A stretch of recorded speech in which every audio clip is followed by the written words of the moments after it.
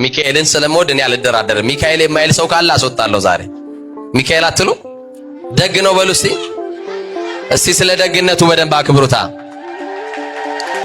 ሚካኤል ባለበት ጠላት ዲያብሎስ ከዙሪያችሁ ይሸሻል። ማን ባለበት አልኳችሁ?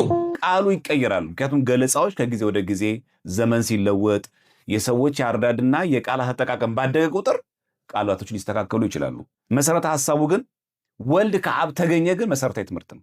ተገኘ ማለት ግን ቅድምና በሌለበት መቀዳደም በሌለበት መበላለጥ በሌለበት ከባህሪ አባቱ ከአብ ተወለደ ማለታችን ነው። መንፈስ ቅዱስ ደግሞ ከአብ ተገኘ ማለት መንፈስ ቅዱስ ከአብ ሰረጸ ማለት ነው። በዚህ መንገድ የምንረዳው እንጂ ኦንቶሎጂካል ሰብኦርዲኔሽን አይደለም። ምን ማለት ነው?